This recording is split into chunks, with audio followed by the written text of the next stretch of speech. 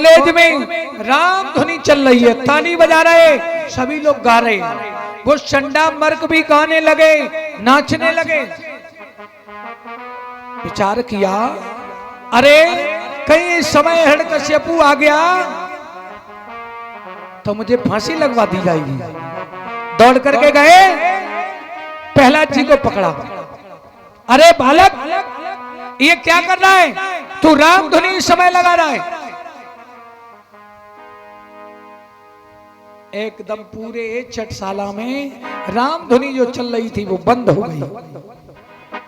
हिरण्यकश्यपु के पास लेकर के चंडा मर्क प्रहलाद जी को चल पड़े। वही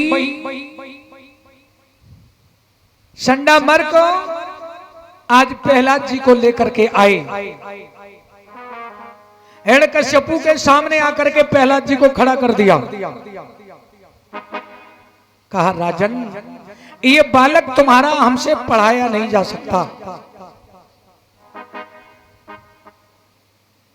वही हिरण्यकश्यपु ने प्रहलाद जी को उठाया, पहले सिर छूंगा, मुख चूमा, बरदस्त फराया, अपनी गोद में बिठा लिया। बेटा,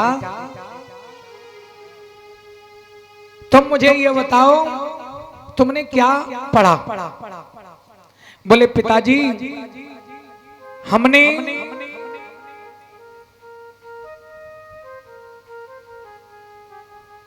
3 वर्ष में 9 क्लासों को पास किया है। बोले, कितने? बोले, 9।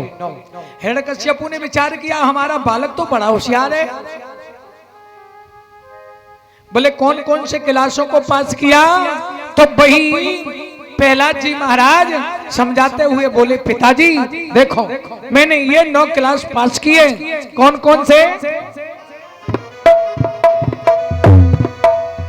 कि श्रवणम कीर्तन करें, विष्णु सुमिरने पाद सेवनम, और अर्चन वंदन दास साखी और आत्मनिवेद।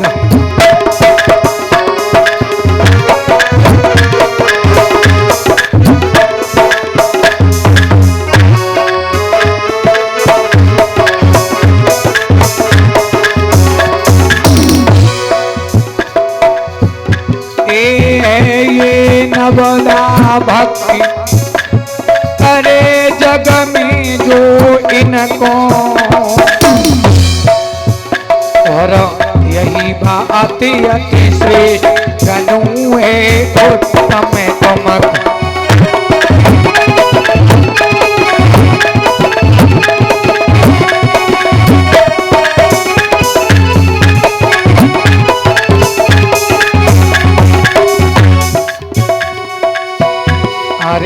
यही बात अति श्रेष्ठ गनु है उत्तम तुमक।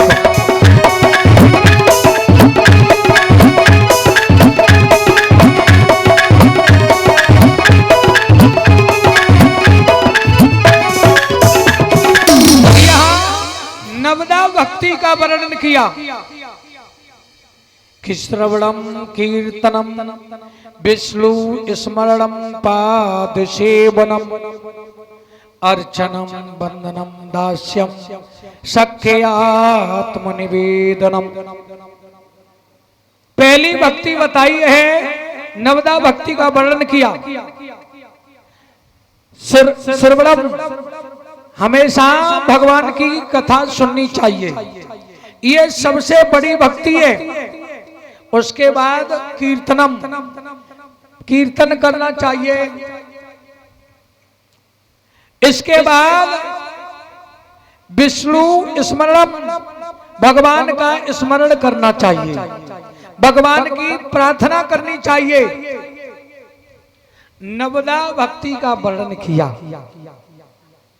और कहा, पिताजी अगर कोई प्राणी 9 की 9 न पढ़ पाए तो गोस्वामी तुलसीदास बाबा जी ने इसे सरल कर दिया। और कितना सरल किया है, ध्यान देना।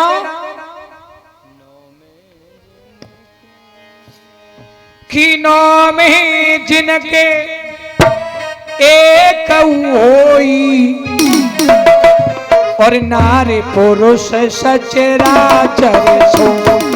नौ में जिनके एक होई नार पुरुष सचराचर कोई।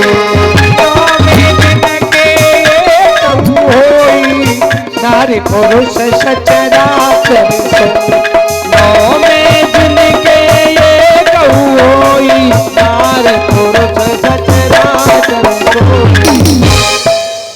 नौ में जिनके एक होई, जरूरी नहीं है कि नौ भक्ति को कर ली, नहीं, जौन जिसे अच्छी लगे और वही भक्ति करना प्रारंभ कर दे। और अगर जीवन में एक भी नौ में से उतार ली तो तुम्हारा बेड़ा पार हो जाएगा। अच्छा एक बात और बताएं, नौ में जिनके एक होई नारी पुरुष सचराचर सोई। अच्छा कभी कभी लोग ये कहते हैं क्या कि केवल कथा कहने का अधिकार है ब्राह्मण को। और ये गोस्वामी तुलसीदास बाबा जी क्या लिख रहे हैं, आपने मोबाइल पर देखा होगा जो दादरपुर कांड हुआ था, उसमें हमारी चोटी काट ली, हमारे व्यास जी की चोटी काट ली।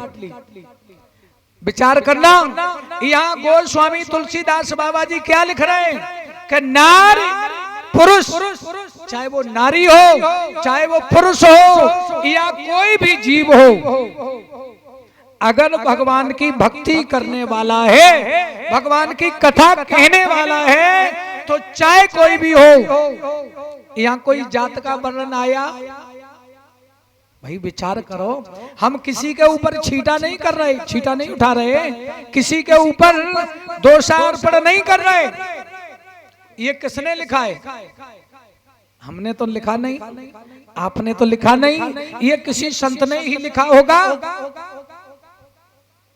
नौ में जिनके एक होई और नारी पुरुष सचराचर सोई।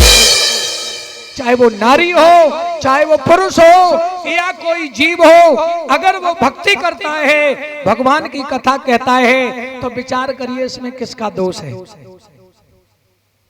लेकिन क्या करें, आजकल लोग ठेकेदारी लेते, बोले नहीं ये तो हमारी ठेकेदारी है।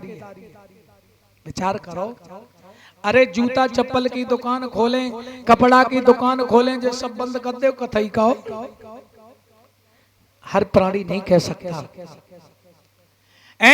कितने कितने बड़े पद पर बैठे हुए लोग, कोई डीएम है, कोई एसडीएम है, कोई विधायक है, फिर काहे को चुनाव लड़ रहे हो? आराम से सत्यनारायण की कथा कहो भाई। अगर एक ही बिजनेस है तो, लेकिन यहाँ किसी की कोई ठेकेदारी नहीं है। भक्ति भगवान की प्रत्येक प्राणी कर सकता है, चाहे वो धनवान हो चाहे वो गरीब हो, चाहे वो कोई भी जात का हो। वैसे दुनिया में भगवान ने केवल मानव जात बनाई है, मानव जात के अलावा और कोई जात नहीं है, केवल मानव जात। ये जात तो हमने आपने बना ली। भगवान के यहाँ केवल मानव जाति है। अगर भेदभाव होता तो विचार करना कि धनवान प्राणी मरता है तो कहां जाता है? शमशान पर। और गरीब मरता है तो वो भी कहां जाता है? शमशान पर। भाई उसके लिए कोई दूसरी जगह होती? वहां कोई छुआछूत नहीं है। सम शान, सम माने बराबर और शान माने शान। वहां पर दोनों की वही हालत होगी, चाहे धनवान हो चाहे गरीब हो, चाहे ब्राह्मण हो चाहे यादव हो या कोई भी बिरादरी का हो। जब मरेगा तो मर करके वही हालत होगी, जो धनवान की होगी वही गरीब की होगी। तो यहाँ भगवान की भक्ति में चाहे वो नारी हो चाहे पुरुष हो, कोई भी हो, जीवन में अगर एक भी भक्ति आ जाती